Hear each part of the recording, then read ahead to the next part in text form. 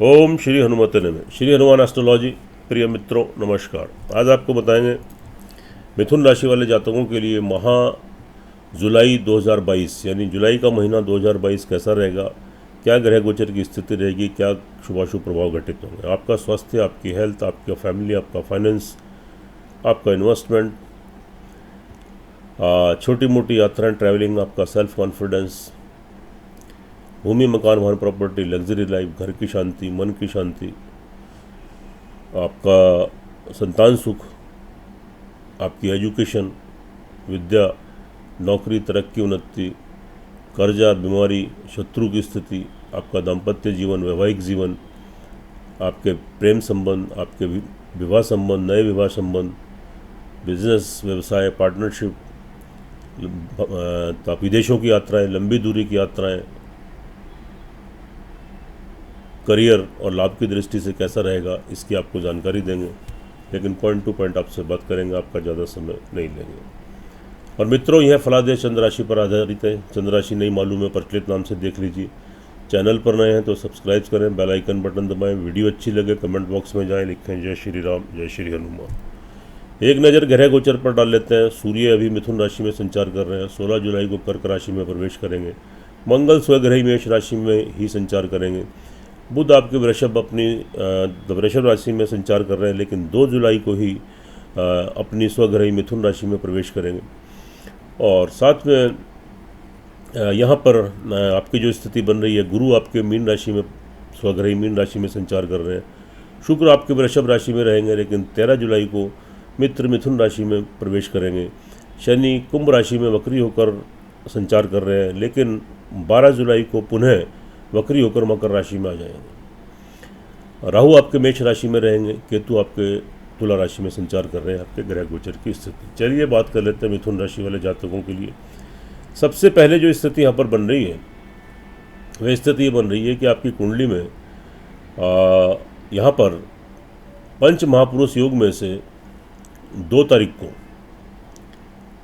भद्र नामक योग बनेगा, और आपकी कुंडली में हंस नामक योग भी बना हुआ है। ये पंच महापुरुष योग में से 2 योगों का निर्माण आपकी कुंडली में हो रहा है। ये बहुत शुभ से भी शुभ स्थिति है। और वहाँ पर 16 तारीख तक सूर्य भी संचार करेंगे, यानी 13-14 दिन के लिए बुध आदित्य योग का भी निर्माण होगा। ये और भी अच्छी स्थिति है। उसके बाद 13 तारीख को शुक्र वहाँ ट्रांजिट करेंगे अपनी मित्र राशि में। ये भी अच्छी स्थिति है। तो कुल मिलाकर आपकी कुंडली में 3 योगों का निर्माण हो रहा है, जो कि आपको शुभ फलों की प्राप्ति कराने वाला है। आपका शारीरिक मानसिक संतुलन ठीक रहेगा। कार्य करने की शैली, आपकी व्हील पावर, आपकी इच्छा शक्ति दृढ़ हो जाएगी। पर्सनैलिटी में आपके डेवलपमेंट होगा। बॉडी लैंग्वेज निखर कर उभर कर सामने आएगी। और यहाँ पर आप अपनी बुद्धिमत्ता का परिचय देते हुए धैर्य और संयम रखते हुए आप जो भी निर्णय लेंगे, अपनी बुद्धिमत्ता का परिचय देते हुए निश्चित रूप से आपको सफलता मिलेगी, सक्सेस गेन करेंगे। और नए नए आइडियाज़ आपके दिमाग में उत्पन्न होंगे। अगर आप काउंसलर हैं, प्रोफेसर हैं, ज्योतिषी हैं, टीचर हैं, यानी मार्गदर्शन का अगर कोई आप कार्य करते हैं, तो उसमें निश्चित रूप से आपको बहुत सफलता मिलेगी। लोग आपसे प्रभावित होंगे, आपकी इंपॉर्टेंस बढ़ेगी, आपकी अहमियत बढ़ेगी। लेकिन थोड़ा किसी भी क्रोध उत्तेजना से बढ़े, थोड़े पित्त प्रकृति, ब्लड से संबंधित रोग, या तो शरीर में गर्मी की अधिकता, ये इससे आप थोड़े परेशान हो सकते हैं। तो कोई फ्लू, कोई बीमारी, कोई प्रॉब्लम्स आपको यहाँ पर क्रिएट हो सकती है। थोड़ा ध्यान दीजिए, ध्यान देने की ज़रूरत है। उसके बाद फैमिली फाइनेंस की बात कर लेते हैं। तो 12 तारीख के बाद वहाँ पर एक तो आपकी शनि की दृष्टि पड़ेगी, जो कि बहुत शुभ नहीं है। लेकिन वहाँ पर गुरु की जो पंचम दृष्टि है उच्च की पड़ रही है। यह एक अच्छी स्थिति रहेगी। लेकिन साथ साथ मंगल की भी वहाँ पर दृष्टि पड़ रही है, वह नीच की पड़ रही है। तो यहाँ पर आपको पर्सनल लाइफ, फैमिली लाइफ में आपको मिश्रित फल देखने को मिलेंगे। यानी परिवार में कोई मतभेद, डिफरेंसेस, कोई लड़ाई झगड़ा भी उत्पन्न हो सकता है, उसके बाद वह मैनेज भी हो जाएगा। पैतृक संपत्ति को लेकर वाद विवाद हो सकता है, लेकिन मैनेज भी हो जाएगा। भविष्य के लिए अगर कोई निवेश, कोई इन्वेस्टमेंट करना चाहते हैं तो बहुत सोच समझ कर करें। और अपनी वाणी के ऊपर कंट्रोल करें। कोई मतभेद की, कोई वाद विवाद की स्थिति उत्पन्न हो तो मौन रहें। खास तौर से अपनी लैंग्वेज, अपनी वाणी के ऊपर कंट्रोल करें, नहीं तो आपका माहौल ख़राब हो सकता है।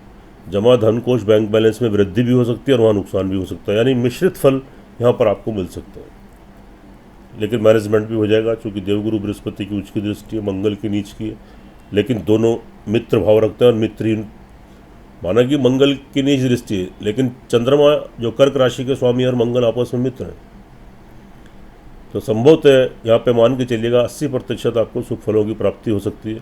लेकिन किसी भी उत्तेजना क्रोध से बचें। परिवार में कोई इस किस्म का माहौल क्रिएट हो, लड़ाई झगड़ेगा, तो थोड़ा मौन रहें, थोड़ी वाणी के ऊपर कंट्रोल करें, तो आप इस स्थिति से बाहर आ जाएंगे। उसके बाद बात करते हैं आगे चल के थर्ड हाउस की। यहाँ स्थिति आपके अनुकूल नहीं है। नेगेटिविटी, नकारात्मकता के भाव आपके अंदर उत्पन्न होंगे। पॉजिटिव थॉट्स में कमी आएगी, सकारात्मक सोच में कमी आएगी। भविष्य को लेकर अनजाना डर, अनजाना भय, चिंता, क्या होगा, कैसे होगा, इस किस्म की थॉट और नेगेटिव थॉट्स ये सब चलेंगी। आत्मविश्वास में कमी आएगी, आपके पराक्रम का भी ह्रास होगा, आपका कॉन्फिडेंस थोड़ा यहाँ पर लूज हो जाएगा। छोटी मोटी यात्राएं ट्रैवलिंग करते हैं, थोड़ा सावधानी बरतिए, लाभ की बजाय नुकसान हो सकता है, कोई संबंध खराब हो सकते हैं। आपके सहकर्मी, आपके मित्र वर्ग, छोटे भाई बहन, पड़ोसी, वेलविशर, प्रिय बंधु, मिलने जुलने वाले लोग, उनसे कोई संबंध खराब हो सकते हैं, कोई प्रॉब्लम क्रिएट हो सकती है। तो ये संबंध खराब मत होने दें, थोड़े समय की बात है, यह समय स्थायी नहीं है। तो थोड़ा धैर्य और संयम रखिए, वाणी के ऊपर कंट्रोल कीजिए, अपने संबंधों खराब मत होने दीजिए। थोड़े 15-20 दिन के बाद स्थिति फिर आपके अनुकूल आ जाएगी। उसके बाद बात कर लेते हैं फोर्थ हाउस की। यहाँ की स्थिति अच्छी है। भूमि, मकान, वाहन, प्रॉपर्टी कोई लेने की कोई योजना बना रहे हैं, कोई मकान लेना है, वाहन लेना है, भूमि संपत्ति लेनी योजना बना रहे हैं, उसमें सफलता मिलेगी। इससे पहले व्यवधान, कोई दिक्कतें, कोई रुकावटें आ रही थी, वे दूर होंगी। अब थोड़ा सा प्रयास करेंगे, निश्चित रूप से सफलता मिलेगी।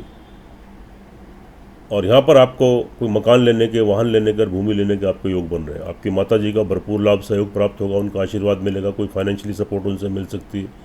घर में सुख संसाधनों में वृद्धि होगी, घर में शांति का माहौल रहेगा। ऑल ओवर स्थिति अच्छी है, संतान का भी सुख प्राप्त आपको हो सकता है।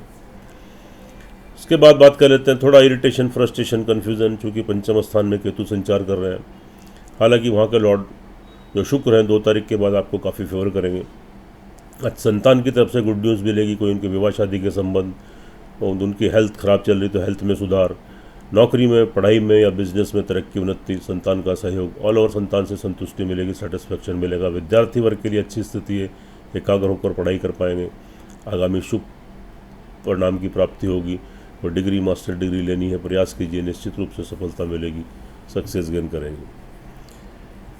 नई नौकरी लगने के योग बनेंगे, मंगल की अष्टम दृष्टि पड़ रही है, नई नौकरी के योग बनेंगे, तरक्की उन्नति के अवसर मिलेंगे, शत्रुओं से छुटकारा मिलेगा, उनके बीच में आपका वर्चस्व बढ़ेगा, पराक्रम बढ़ेगा, शत्रुओं से मुक्ति मिलेगी। कोई कर्जे की बीमारी की स्थिति से जूझ रहे हैं तो वहाँ से भी राहत मिलेगी, रिलैक्स मिलेगा। दाम्पत्य जीवन की बात कर लेते हैं तो यहाँ बहुत अच्छी स्थिति है। नए आपके विवाह शादी के संबंध आपके बन सकते हैं। अब तक प्रयासरत थे, प्रयास कर रहे थे, उसमें रुकावटें, व्यवधान आ रही थी, सब दूर होंगे। अब प्रयास कीजिए, निश्चित रूप से आप विवाह शादी के संबंध सूत्र में बंधेंगे। नए प्रेम संबंध स्थापित होंगे। पहले से प्रेम संबंध चल रहे हैं तो विवाह शादी में तब्दील हो सकते हैं। संबंधों पर गाढ़ता, मजबूती आएगी, एक दूसरे का लाभ सहयोग मिलेगा। विवाहित जीवन जी रहे हैं पति पत्नी, इससे पहले कोई डिफरेंसेस, मतभेद थे, दूर होंगे। संबंधों पर गाढ़ता आएगी, मजबूती आएगी, एक दूसरे का लाभ सहयोग प्राप्त होगा। एक दूसरे की हेल्थ को लेकर चिंतित थे, वहाँ से भी राहत मिलेगी। बिजनेसमैन है, व्यवसायी है, पार्टनरशिप में कोई कार्य करना चाहते हैं, कीजिए, निश्चित रूप से सफलता मिलेगी, सक्सेस गेन करेंगे।